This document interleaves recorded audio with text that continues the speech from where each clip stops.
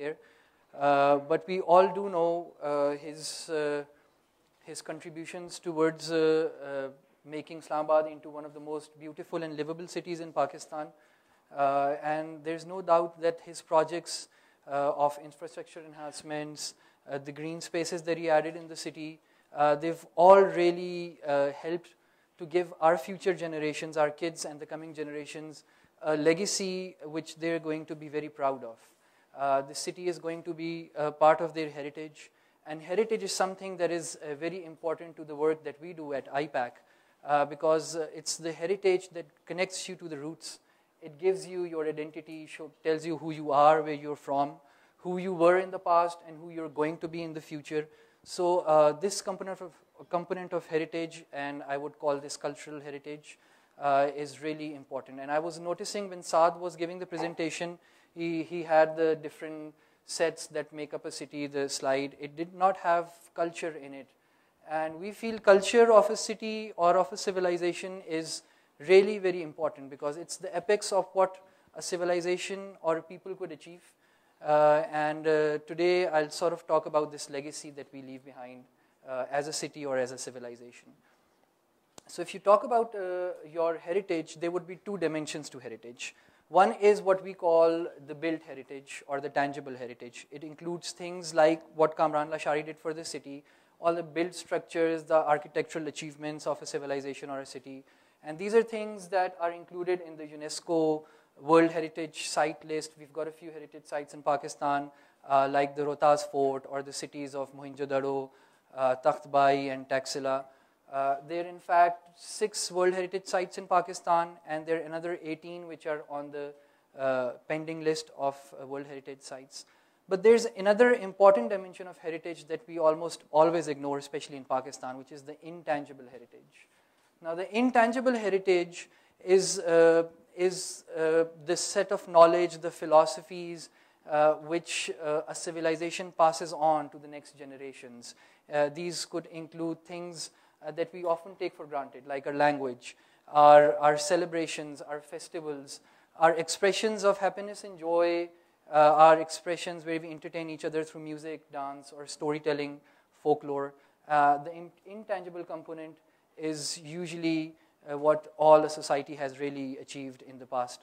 And this component in Pakistan, when I say is ignored, is the biggest element is the proof that we have is that we don't have a single entry of intangible heritage of Pakistan in the UNESCO list of masterpieces of intangible heritage of the world, which is quite sad.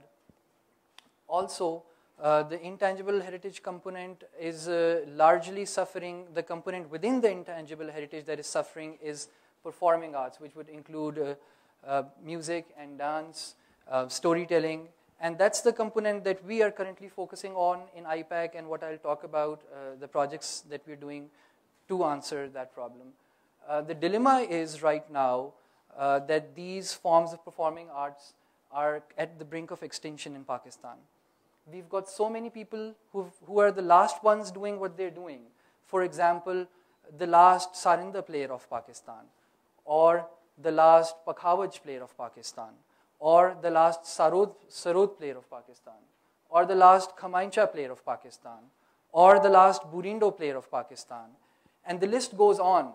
So these people who are the caretakers of a part of our history and legacy are just slowly vanishing away, and we don't even know about that. If we step to the other end of the spectrum and look at the lives of these caretakers of the intangible heritage, or the practitioners, or the artists, they are really suffering. And I would usually, there are several elements that are to be blamed, but I usually blame a dictator that we had, General Ziaul Haq, just 30 years ago, who had banned performing arts from mainstream media and all public spaces.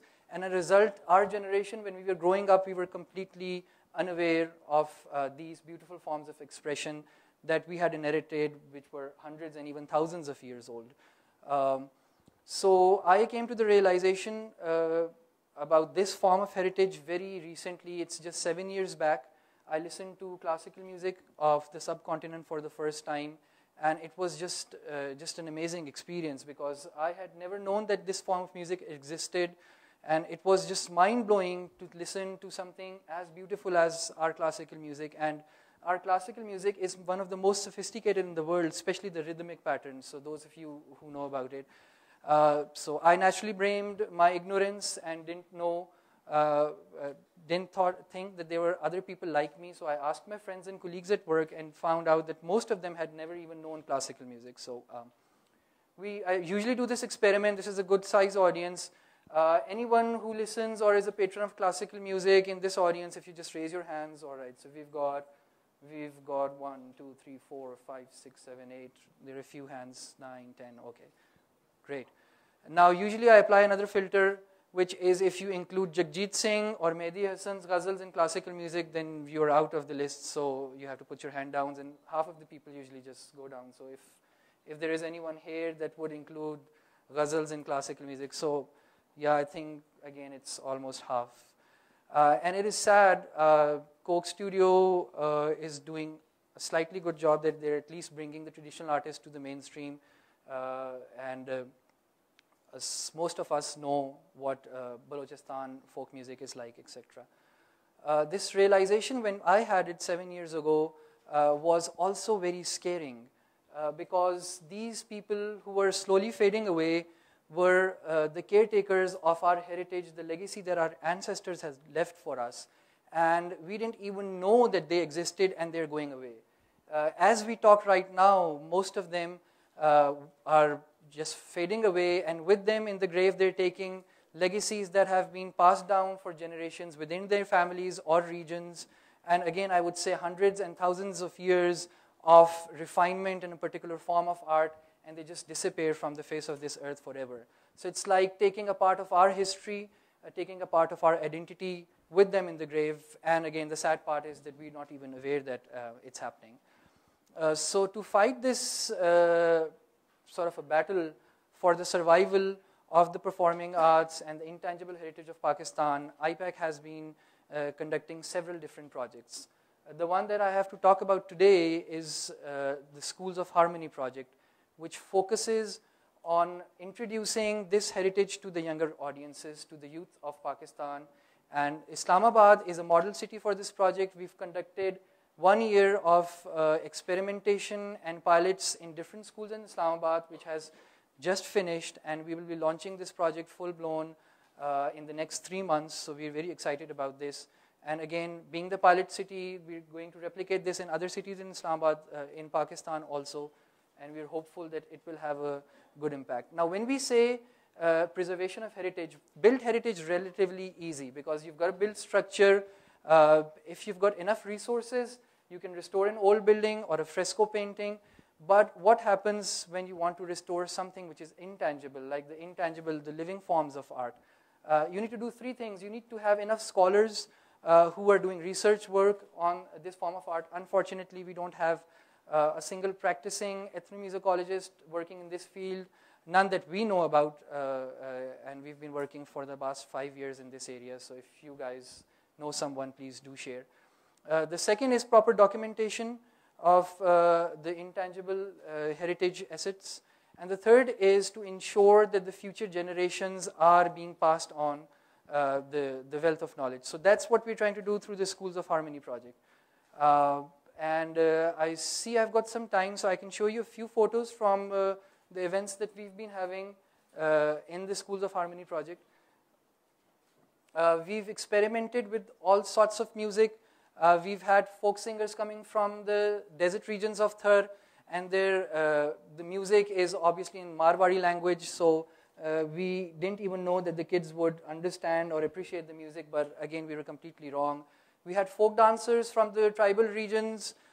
These are the Khatak dancers from the Landi Kotal, the border of Pakistan and Afghanistan, and the responses were amazing. The kids were interacting, and they were really serious to learn these forms of arts as well, which is another project that we're working on to start the first school of traditional arts in Pakistan.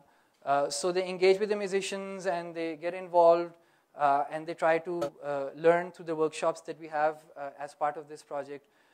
We also have usually a music curriculum which we develop around the events that we do.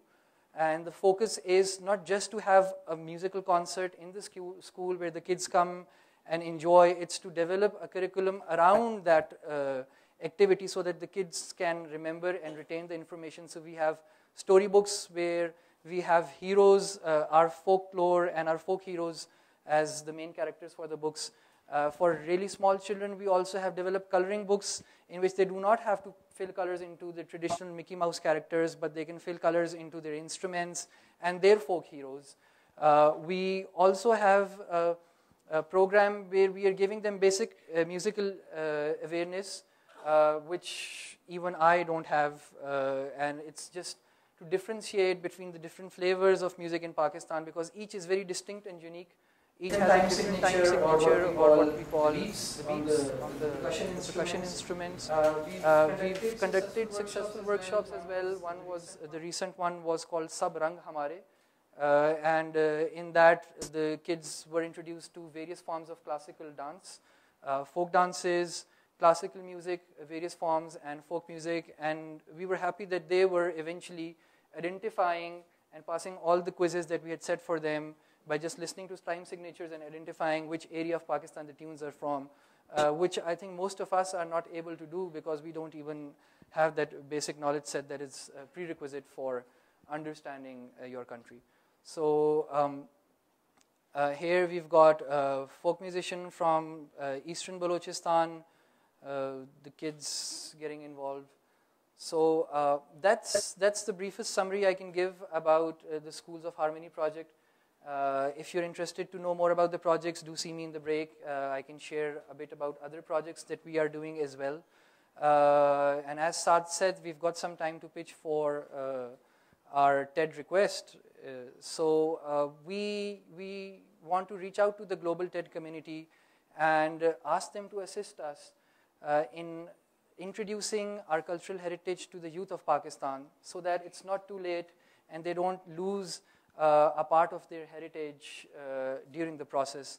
The request is to support the Schools of Harmony program and our music traditional arts school, where the kids can eventually graduate as not only playing artists or singers or dancers, but just people who are more aware of their surrounding and the heritage that they've received from their ancestors. So that's all for my talk. Thank you.